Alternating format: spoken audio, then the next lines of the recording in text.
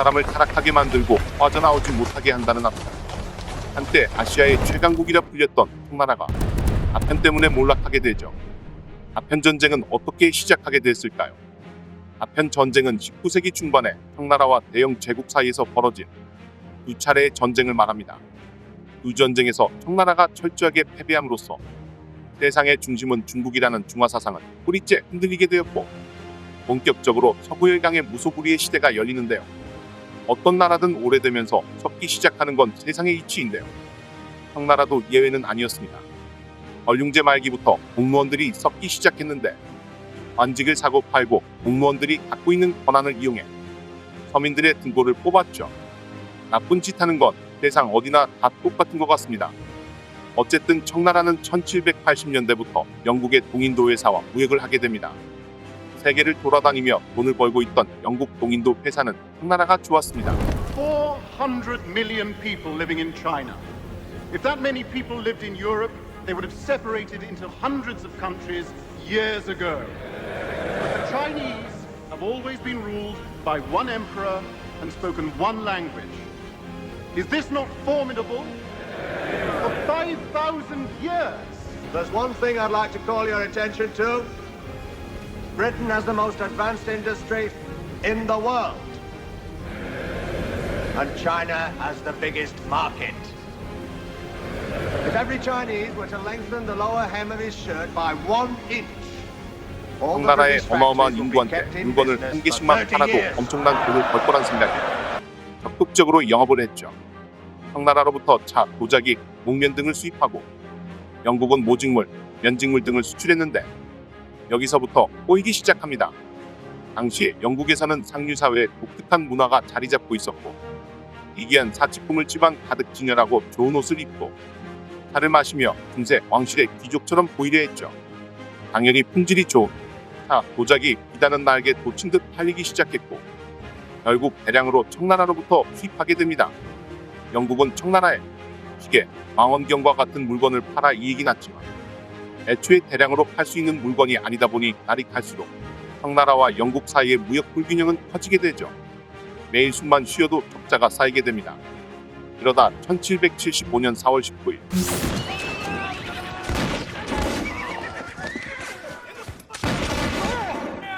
뉴햄프셔, 매사추세츠, 로드아일랜드, 뉴욕, 뉴저지, 펜실베니아 등 13개 식민지는 영국에 불만이 쌓이면서 전쟁이 일어나게 됩니다. 바로 미국 독립전쟁이죠. 다급해진 영국은 전쟁에 쓸 돈이 필요했고 보유하고 있던 은이 외국으로 유출되면 안 되게 됐습니다. 하루빨리 무역 불균형을 해소하기 위해 청나라와 협상을 했습니다. 하지만 청나라는 거절합니다. 가만히 있어도 돈을 버니까요. 청나라 입장에선 황금알을 낳는 거위인 셈이죠.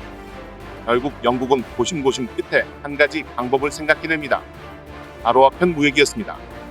식민지 인도에서 재배한 아편을 몰래 배에 실어 청나라에 가져가고 밀무역을 통해 무역 적자를 메꾸는 불법이었죠. 알고 보면 별거 없는데 이걸 삼강무역이라고 부릅니다. 어쨌든 영국은 아편을 팔 대상으로 고된 노동을 하는 서민들을 골랐습니다. 육체 노동을 하고 아편을 하고 나면 피로가 풀리는 마법이 있다는 소문이 퍼지면서 서민은 물론이고 상류층까지 빠르게 퍼져갔습니다. 이제 아편은 19세기 영국을 지탱해주는 히트 상품으로 자리매김합니다. 청나라도 이 사실을 알고 있었습니다. 게다가 아편을 하고 나면 건강이 나빠지고 점점 퇴폐한 성문화가 생겨나자 부랴부랴 모든 계층에 퍼져나간 아편을 단속하고 수입을 금지하는 등 조치를 취했지만 이미 늦었습니다. 단속해야 할 공무원들이 이미 부패했기 때문이죠. 날이 갈수록 아편 밀무역은 늘어만 갔습니다. 아편이 얼마나 유입됐냐면 1800년에는 4570상자였던 1839년에는 5350상자로 늘어났습니다. 이동안 청나라에서 아편을 수입하면서 유출된 은의 양은 대략 6억 양 정도였다고 합니다. 은이 유출되니 은값이 폭등하고 물가가 치솟게 되면서 서민 경제는 파탄에 이르게 됩니다. 1839년 3월 청나라의 황제 도광제는 아편 금지를 강하게 주장한 인직서를 광둥성으로 보내게 됩니다. 6월 3일 인직서는 23일에 걸쳐 외국 상인들의 아편 2만 상자를 모두 녹여버리는 등 철저하게 단속했고 당시 아편을 팔던 상인들은 홍콩으로 도망가게 됩니다. My honored gentlemen, I come before you to present the plight of a group of defenseless British subjects, blockaded in an attempt to starve them into submission, made to surrender their property in trade, which was then destroyed,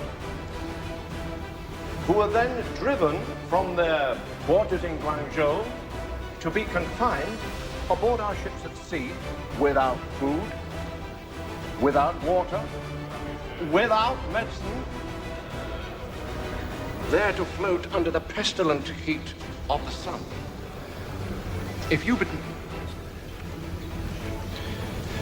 Before I set out on my journey to England, I was obliged to take leave of my daughter, who, being sick, was unable to travel with me. I may never see her alive again.